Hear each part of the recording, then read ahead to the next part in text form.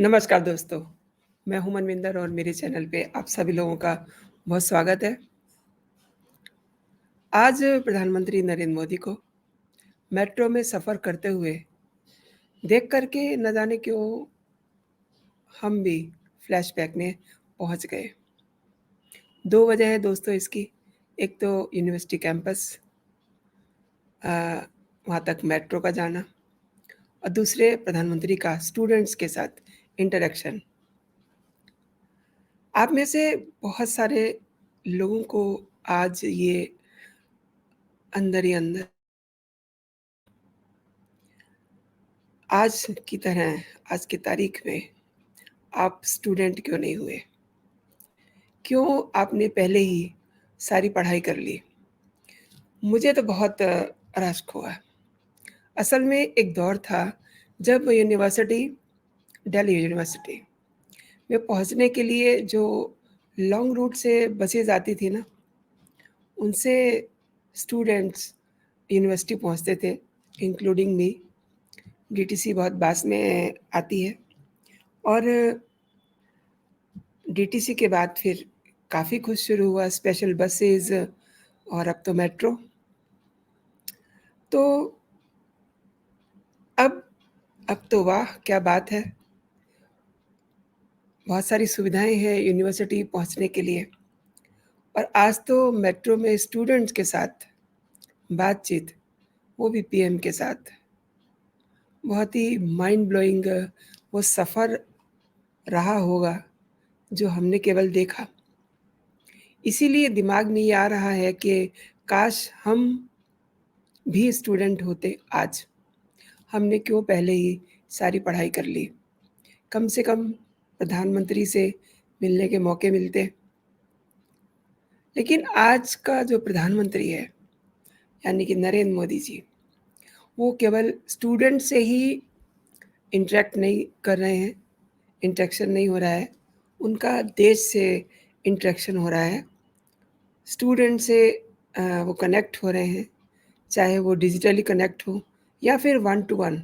और आज की जो मैं बात कर रही हूँ, वो वन टू वन स्टूडेंट के साथ उन्होंने इंटरेक्शन किया।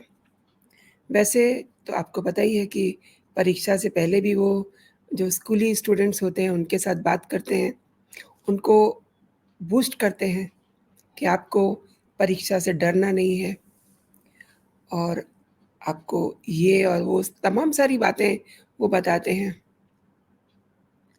और एक और बात का ज़िक्र करना चाहूँगी, दिल्ली के सीएम यानी कि दिल्ली के राजा, उन्हें भी बड़ी बेचैनी हो रही होगी क्योंकि उन्होंने देश के प्रधानमंत्री नरेंद्र मोदी से उनकी डिग्री माँगी थी। लेकिन आज आज वो यूनिवर्सिटी पहुँचे। ये सब आज मैं क्यों बात कर रही हूँ दोस्तों? प्रधानमंत्री अचानक मेट्रो से सफ़र करके दिल्ली यूनिवर्सिटी पहुँचे। सुबह 11 बजे लोक कल्याण मार्ग मेट्रो स्टेशन पर पहुँचते हैं और वहाँ से उन्होंने टिकट लिया, काउंटर से टोकन लिया, उसके बाद वो प्लेटफ़ॉर्म पे पहुँचते हैं।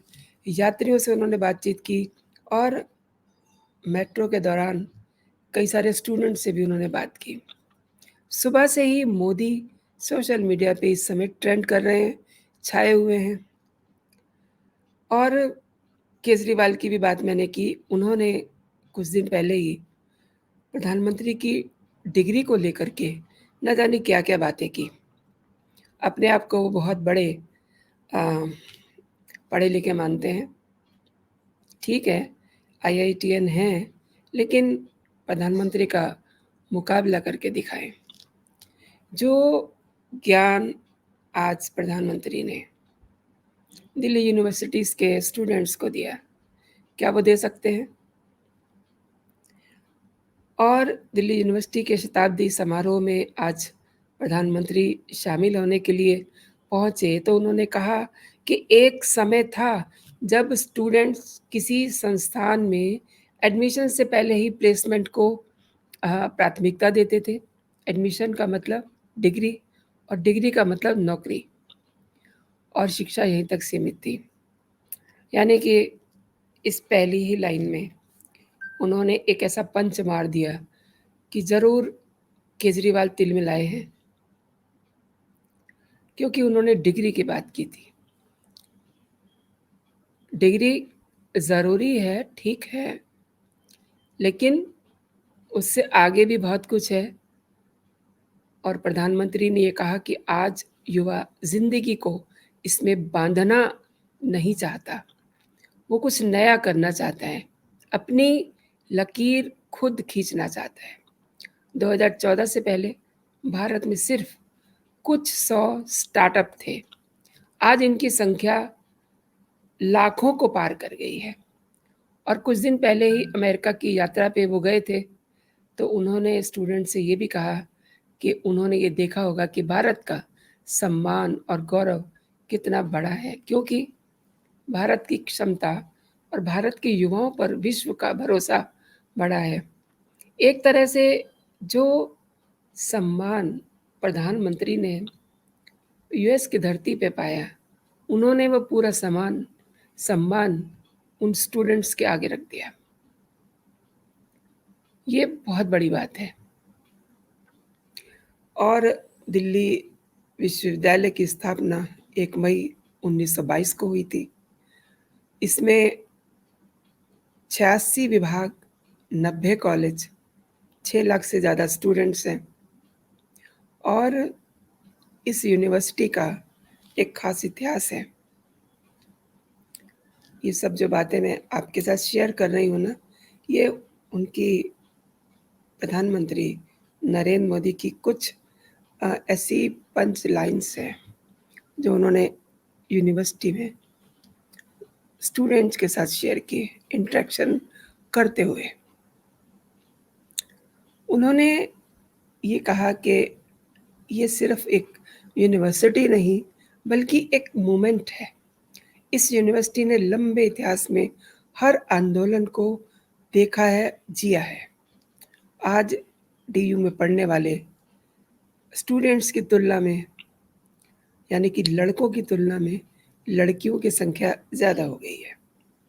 इसी तरह देश में जेंडर रेशियो में सुधार आया है और शिक्षण संस्थान की जड़ें गहरी होती गई हैं।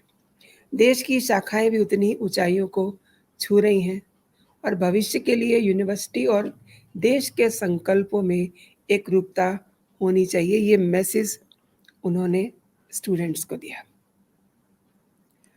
अब ये जो बात उन्होंने लड़के और लड़कियों से की है, ये एक बहुत बड़ा मैसेज है कि इस यूनिवर्सिटी ने एक पूरा आंदोलन देखा है, जिया है।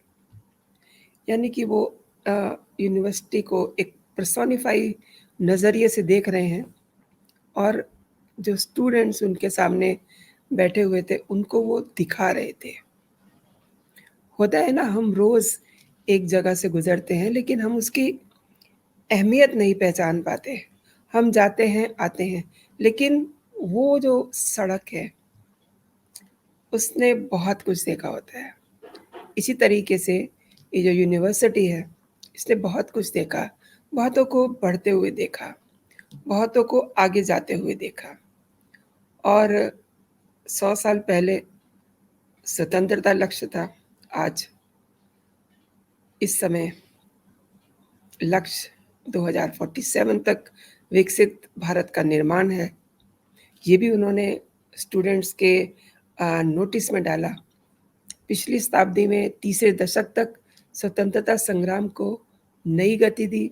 इस शताब्दी का ये तीसरा दशक और भारत की विकास यात्रा को नई रफ्तार देगा। और आज देश में बड़ी संख्या में विश्वविद्यालय बनाए जा रहे हैं। पिछले कुछ वर्षों में आईआईटी और आईएमएम की जैसी संस्थाओं की संख्या में लगातार वृद्धि हुई है। ये न्यू इंडिया के बिल्डिंग ब्लॉक्स हैं। देखिए, आज जो बातचीत प्रधानमंत्री ने की है, उसमें उन्होंने एक नया शब्द इन स्टूडेंट्स के ज़हन में डाल दिया है, न्यू इंडिया के बिल्डिंग ब्लॉक्स। यानी कि वो अपने स्टूडेंट से ये उम्मीद करते हैं कि ये जो स्टूडेंट्स हैं, ये भविष्य के बिल्डिंग ब्लॉक्स हैं।